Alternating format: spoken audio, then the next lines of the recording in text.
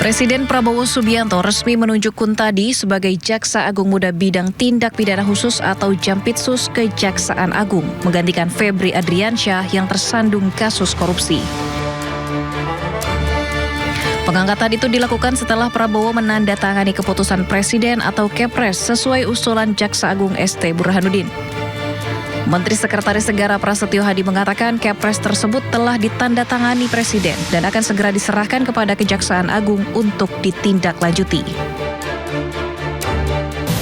Dapat kami informasikan bahwa kemarin Bapak Presiden telah menandatangani Kepres sesuai dengan hasil dari tim penilai akhir sebagaimana mengacu kepada surat usulan dari Jaksa Agung yang kemudian rencananya hari ini akan kami tindak lanjuti secara administratif untuk nantinya petikan dari Kepres tersebut kami kirimkan kepada instansi terkait dalam hal ini Kejaksaan Agung.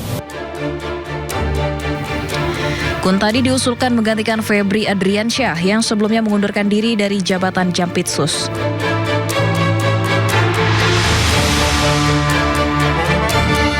Kuntadi merupakan jaksa senior di Korps Adiaksa yang menjabat sebagai Kepala Badan Pemulihan Aset Kejaksaan Agung. Tim Liputan iNews melaporkan. Pemirsa, KPK menetapkan Bupati Lombok Barat Lalu Ahmad Zaini sebagai tersangka dugaan korupsi karena ikut main proyek dan menerima suap. Total penerimaan diduga mencapai 12,4 miliar rupiah dalam bentuk uang tunai dan juga barang. Dalam konferensi pers di gedung KPK, PLT Direktur Penyidikan KPK Ahmad Taufik Hussein mengatakan berdasarkan bukti permulaan yang sah, KPK menaikkan perkara ini ke tahap penyidikan. KPK juga menetapkan 3 orang sebagai tersangka, yakni Lalu Ahmad Zaini selaku Bupati Lombok Barat, Sudirman selaku Direktur Utama PT Air Minum Giri Menang Lombok Barat, dan Alfonsius Gani selaku Direktur Utama PT Mekonel Sistem Instrumen. KPK menduga kasus ini berawal dari perintah Bupati Lombok Barat ke Kadis PUPR PKP untuk membantu tersangka Sudirman mendapatkan proyek. Atas proyek yang dimenangkan, Bupati rutin mendapatkan barang, fasilitas hingga uang tunai. Tidak kenal lelah, tidak kenal waktu. Dari uang-uang yang diterima dari hasil proyek tersebut sejumlah 41 miliar oleh SUD melalui CVDKK diantaranya dialirkan kepada LAZ selaku Bupati sebesar total 10,8 miliar. Ini yang kemudian diketahui selaku kepala daerah ini terafiliasi dengan perusahaan-perusahaan tadi CVDKK. Bahwa selain dugaan konflik kepentingan dalam pengadaan barang dan jasa di Dinas PUPR dan dinas-dinas lainnya, LAZ juga diduga menerima sejumlah uang, barang ataupun fasilitas dari saudara ALG selaku Direktur Utama PT MSI yang merupakan vendor dari PT AMGM yang merupakan perusahaan air minum daerah di Lombok Barat. Pemirsa, kasus korupsi yang menjerat Bupati Lombok Barat Lalu Ahmad Zaini menambah daftar panjang kepala daerah yang terjerat kasus korupsi. Sepanjang tahun ini saja sudah ada 11 kepala daerah yang terjaring OTT KPK.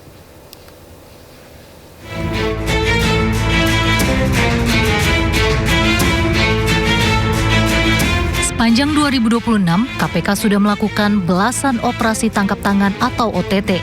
Sebagian besar diantaranya menjaring kepala daerah, mulai dari wali kota hingga bupati.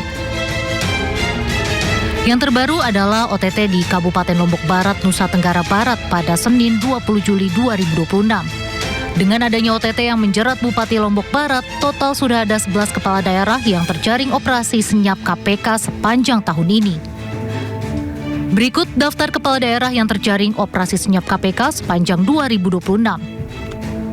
Wali Kota Madiun, Maidi, Bupati Pati Sudewo, Bupati Pekalongan, Fadi Arafik, Bupati Rejang Lebong, Muhammad Fikri Tobari, Bupati Cilacap Syamsul Aulia Rahman, Bupati Tulungagung Gatot Sunuwibowo, Bupati Muara Enim Edison, Bupati Kuantan Singinggi Suhardiman Ambi, Bupati Langkat Syah Afandin, Bupati Sukoharjo Etik Suryani, dan terakhir Bupati Lombok Barat Lalu Ahmad Zaini. Maraknya kepala daerah yang terjerat korupsi menjadi sorotan. Terlebih lagi, para kepala daerah tersebut sebelumnya telah mengikuti retret yang salah satu materinya adalah terkait pencegahan dan pemberantasan korupsi. Daftar panjang kasus ini menunjukkan persoalan korupsi di lingkungan pemerintah daerah masih kompleks dan memerlukan penanganan yang lebih serius. Pemirsa, sidang pra-peradilan jilid ketiga Roy Suryo yang digelar Pengadilan Negeri Jakarta Selatan ditunda hingga 29 Juli 2026. Penundaan ini disebabkan oleh ketidakhadiran pihak kejaksaan selaku turut termohon. Pengadilan Negeri Jakarta Selatan menunda sidang pra-peradilan yang dilayangkan oleh Roy Suryo terkait ganti rugi atas pengabulan perkara pra-peradilan penggeledahan, penangkapan, dan penahanan dalam kasus tudingan ijazah palsu Presiden ke-7 RI Joko Widodo. Sidang pra-peradilan jilid 3 Roy Suryo ini ditunda hingga 29 Juli 2026 pekan depan. Penundaan disebabkan oleh ketidakhadiran pihak kejaksaan selaku turut termohon dalam perkara tersebut. Untuk itu, Hakim Tunggal memutuskan untuk menjadwalkan ulang persidangan guna memastikan kehadiran seluruh pihak terkait. Hari pertama, ketika pra-peradilan kami selaku pemohon, itu kamilah yang kemudian akan membacakan permohonan kami apa terhadap termohon dan juga terhadap turut termohon. Jadi kami itu tidak bisa kemudian santai-santai. Hari pertama itu hari kita, baru hari kedua besok itu jawaban dari seharusnya termohon dan juga turut termohon. Kemudian kami juga harus langsung memberikan jawaban hari itu juga, yaitu berupa replik dan juga mereka kemudian duplik. Sebelumnya pada sidang pra-peradilan kali ini, Roy mengajukan gugatan untuk menuntut ganti rugi kepada pihak Polda Metro Jaya dan Kejaksaan sekitar 210 juta rupiah atas upaya paksa yang dilakukan penyidik Polda Metro Jaya. Dari Jakarta, tim Liputan iNews melaporkan. Perjalanan hukum Roy Suryo dalam perkara dugaan fitnah dan pencemaran nama baik terkait polemik keaslian ijazah Presiden RI ke-7 Joko Widodo menghasilkan 2 putusan pra-peradilan dengan hasil yang berbeda. Sedangkan pra-peradilan kedua diputus kalah.